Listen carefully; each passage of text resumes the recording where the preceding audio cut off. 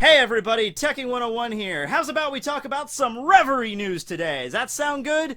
I mean, if you don't want to, we don't have to. It's cool. I mean, we could just talk about whatever. Like, how you doing? What's going on, buddy? What's going on in your life? Yeah, I know, it's bullcrap, but it's okay. You're strong. I believe in you. You can do it. I know it might seem rough sometimes, but you've gotten through worse shit before. You can go forward. You got this. Take life by the reins. Okay, that was a random motivational speech. But anyway, I'm a little bit late to the party on this, but there was some Reverie news dropped yesterday. There was a live stream with the editor of One Piece, Takuma Naito, and his statement was then translated by Sandman AP, as with all breaking One Piece news. Anytime I'm talking about, like, the big One Piece news that just gets dropped, it's usually Sandman AP is the one that translates it and puts it out on Twitter for all of us to read. So, thank you to them. And I know Roger made a video about this yesterday, so I'm not going to be too focused on the actual all this information that was dropped. We're getting One Piece Doors, which is going to be basically an art book with all the different cover stories from up to chapter 2 to 305, so that'll be cool. And then we get the next volume of the Ace novels, which I haven't read them, but apparently there's a lot of stuff crammed into them, so maybe I don't know if there's a translated version of them. They might be, there might not be, but I should probably check into those at some point. But the big news dropped is that Takuma Naito came out and said that the Reverie arc shouldn't really be called an arc, and that it's not going to last much longer than 10 chapters because we're going to enter Wano soon. Now, the second I read that, a red light started going off in my head, because remember like a few, breaking news stories back when, I think it was last year, early last year in 2017, when there's like, oh yeah, Wano's definitely going to happen by the end of 2017, and we see where that went. And I think it was also stated like, yeah, we're halfway done with Whole Cake Island, and that was like when we were at chapter like 850, and it's like, oh, okay, well, Whole Cake Island started at 825, and if we're at 850, so that means we should be done around 875. Yeah, it wasn't over until 902. So, like, it's not really his fault, because I feel like editors are supposed to be like the hype men for the series that they're promoting. Like, that's their job, to kind of like, raise awareness and get like pumped, like, yeah, One Piece, yeah, it's awesome, Wano's coming up, guys, it's happening, totally.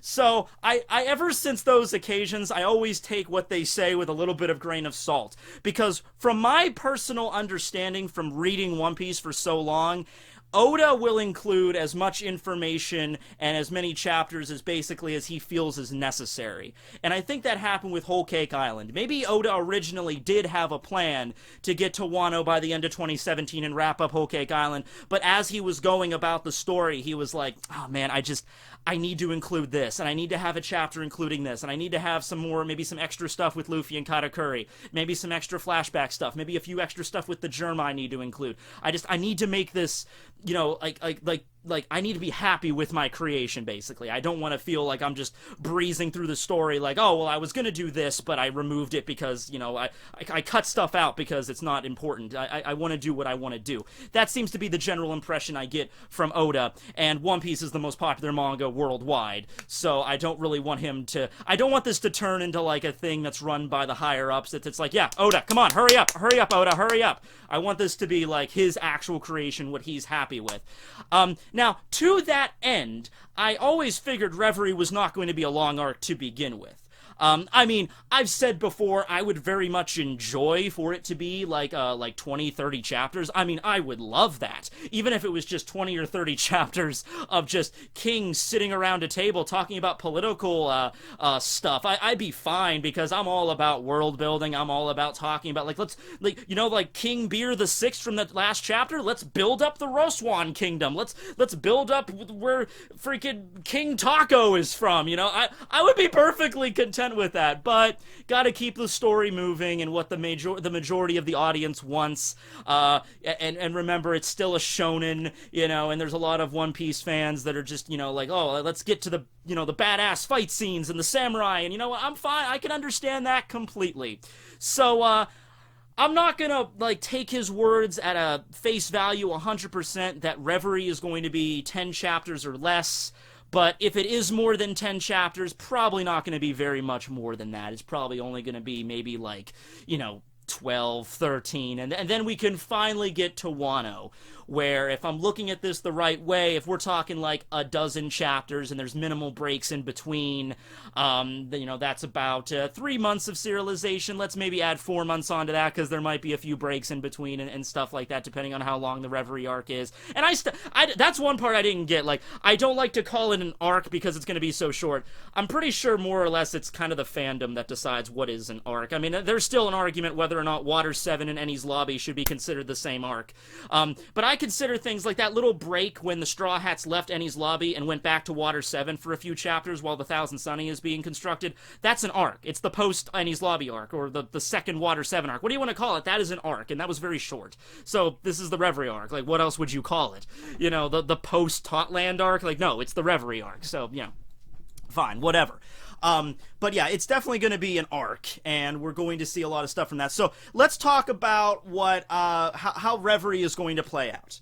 All right, all the different altercations that we want to see, and what's the deal with the revolutionaries, like how they are going to announce their big moment here. And something else that's interesting is that, remember the Straw Hats? They're kind of like excluded from this arc, so they really have no idea what's going on at Reverie. And the Straw Hats are going to Wano Country, which is an area that is completely isolated off from the rest of the world. Okay, they're not allied with the world government. So I thought about it, and I'm thinking we could have what Oda could do to build up a lot of hype is at the end of the Reverie arc, we could have this big moment where like the revolutionaries burst into Marijois and Sabo lights the place on fire. Like a big moment where it's like, holy crap, this is happening. This is like a world war occurring in the One Piece world. This is incredible. Where's this gonna go? And then we cut back to Wano for like 150 chapters where the Straw Hats and everybody at Wano, they're busy dealing with Kaido, they're busy dealing with the calamities and with the Shogun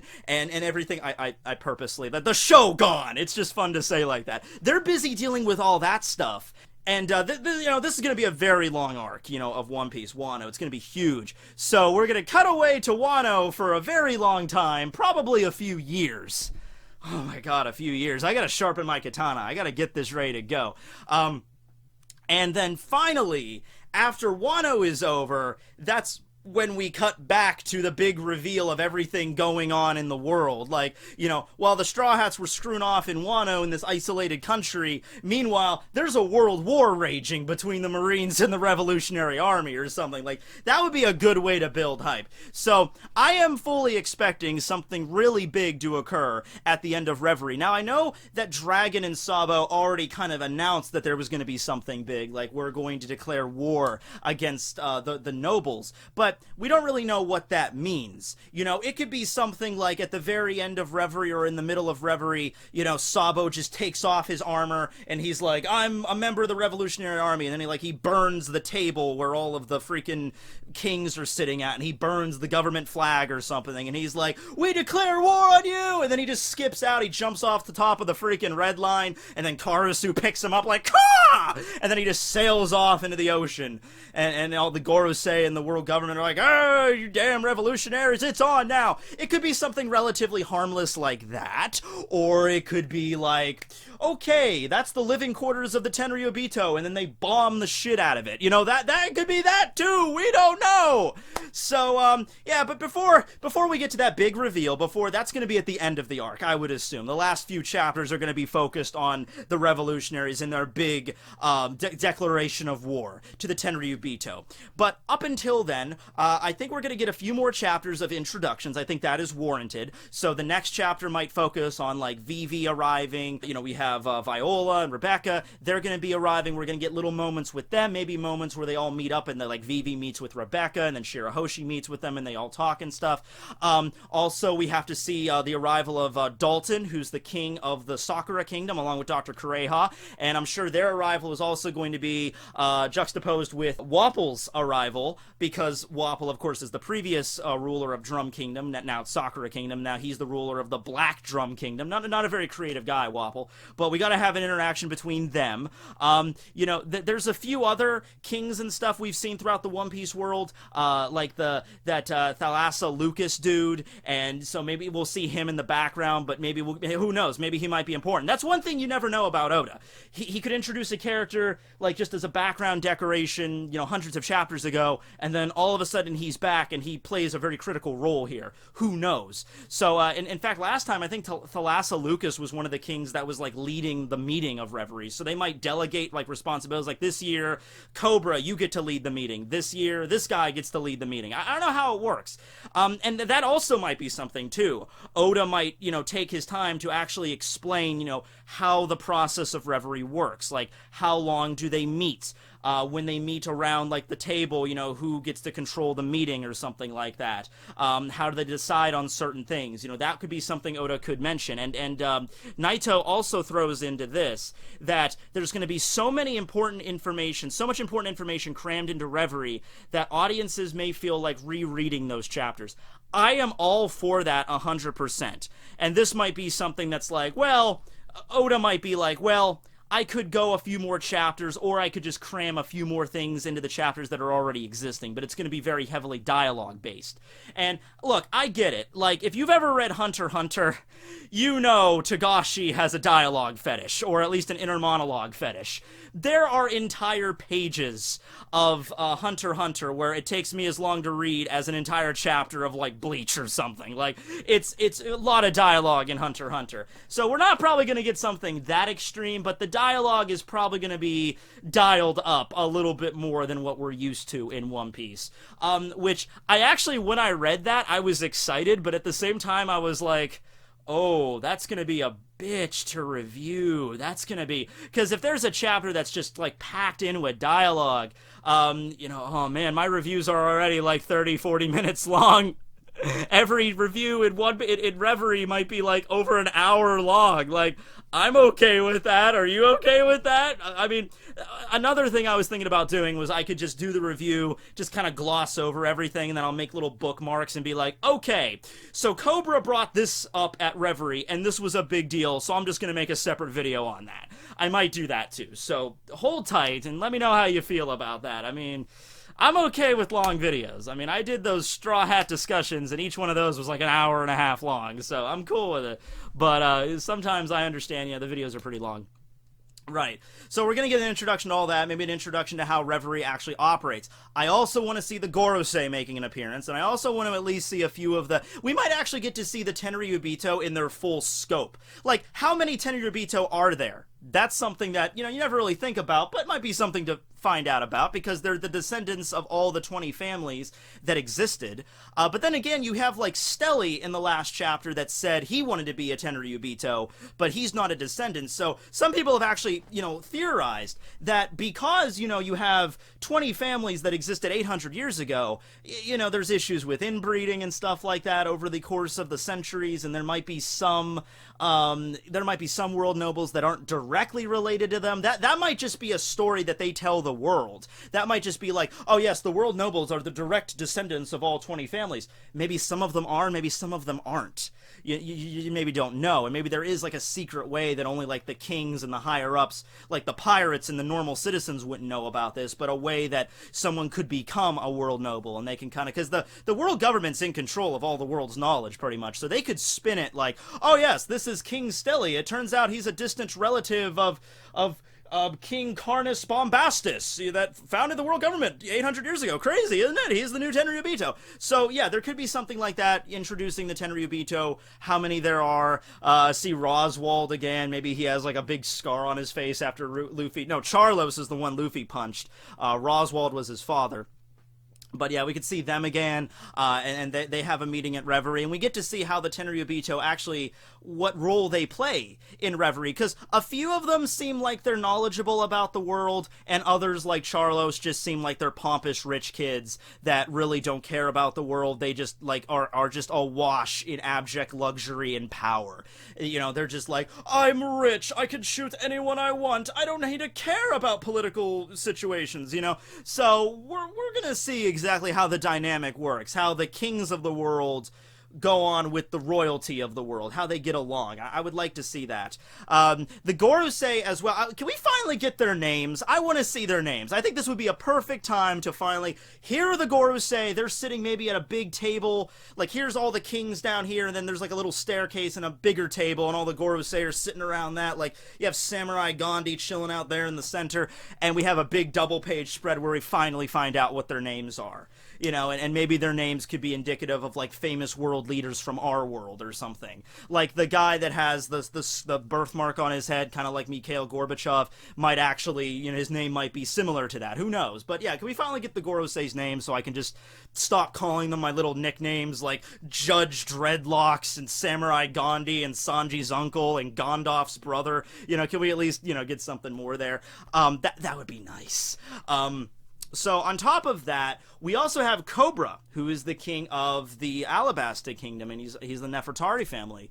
And he actually, if he would have stayed in Marijua, his family would have been considered Tenryubito, because they're direct descendants of the Nefertari family that founded the world government. But he decided to stay in Alabasta, so he is no longer a Tenryubito. Neither is Vivi. They're just considered like standard royalty. But he still has something he wants to ask the government and the nobles and the Gorosei, and I'm wondering what that's going to be, particularly since he had that exchange with Crocodile and he was down in the tombs. I'm thinking it's something relating to the world, to the ancient weapons. He might be the one to find, like, they might just be gathering around to talk about, like, basic political events. You know, this is the situation in the north of the state, and this is the situation with the revolutionaries. He might be the one, Cobra, to finally put his hands down, like, can we talk about these world-destroying secret super weapons that are hidden somewhere? And I know for a fact that you Gorosei know where at least one of them is. Can we talk about that?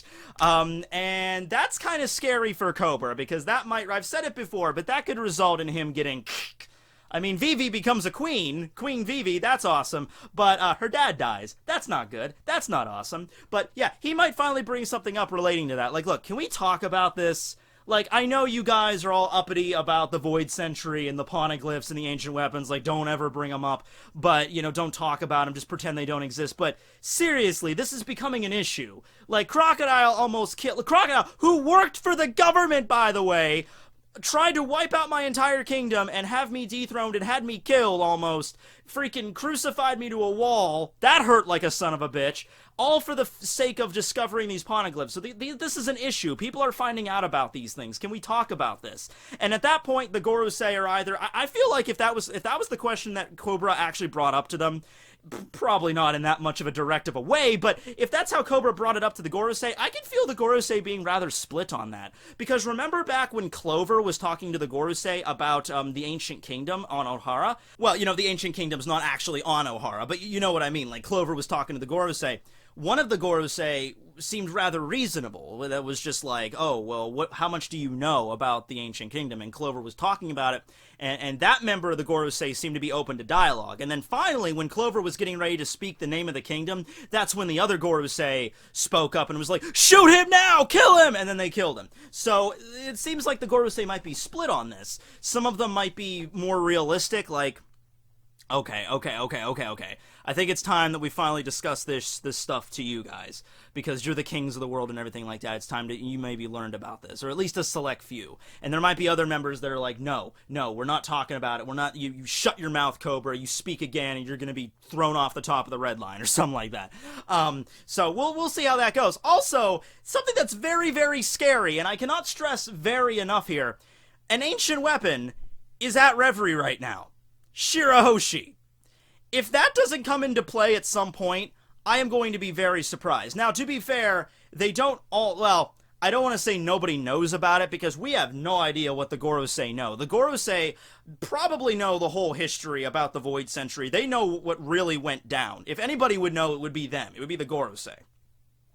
If they know about everything that went down during the Void Century, if they know about Joy Boy, if they know about the ancient weapons, they might come to the realization And everything that happened at Fishman Island, there were witnesses to that. There were witnesses. There were humans there that saw what happened with the Sea Kings, and they might have gotten back to the surface. Who knows how this might went down? Now, granted, a lot of the humans that are at Fishman Island, those are all pirates. But my point is, there was a lot of eyewitnesses to what occurred. So the word might have made it up through the grapevine to the Gorosei, like, yeah, Shirahoshi is Poseidon. She has the powers of controlling Sea Kings.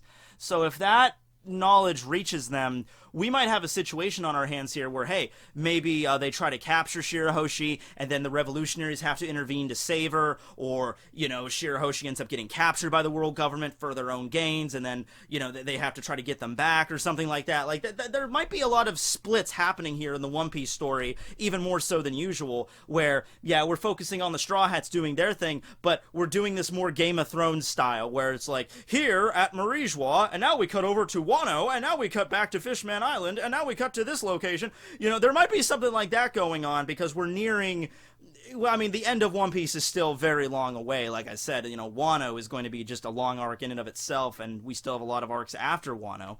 But, if we're going by what Oda and what the editor said, One Piece is about, 65-ish% done.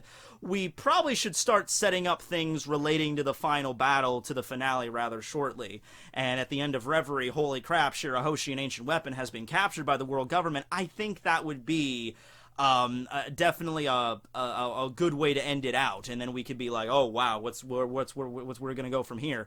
Oh, and then you have the whole thing with Fujitora and the Warlord system and the invention that Vegapunk created. I made that video a few days ago just discussing, like, the possible inventions that Vegapunk could have made. But then I start sitting back and thinking, like, if this arc is going to be all about Reverie, and if Fujitora is going to speak at Reverie, we're probably going to find out what that invention is this arc.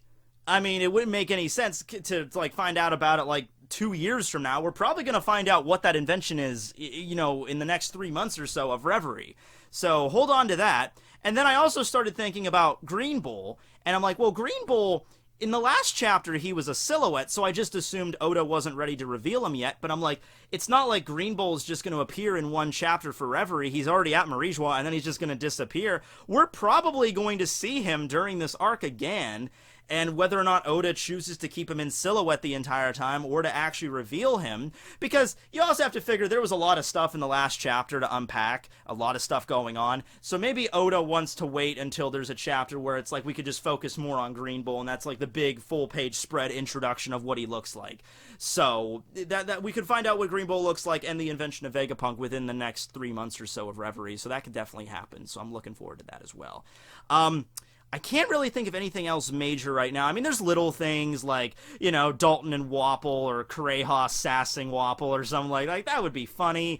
Luffy's harem gathering, like Shirahoshi, Rebecca, Vivi all getting together. But I feel like I already talked about that in my other Reverie video I made like a year ago. So go watch that if you want more about just, those kind of thoughts. But now that we know the Revolutionary Army is definitely there, is definitely going to make a declaration in some way. We know Sabo, we know Karasune, we know Morley are there.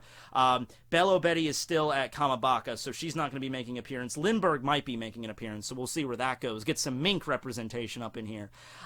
So there's little moments like that I'm sure will be entertaining at Reverie, but as for the big stuff, Revolutionaries, Shirahoshi, Gorosei, Fujitora, Green Bull, and then Vegapunk's inventions are like the main points to bring up here at Reverie that I'm looking forward to. So let me know what you guys are excited for Reverie. Let me know how long you think the arc's going to last. Let me know what you think about the information that Naito dropped. And yeah, hope you guys have a great day. This will be Tekking101 signing out.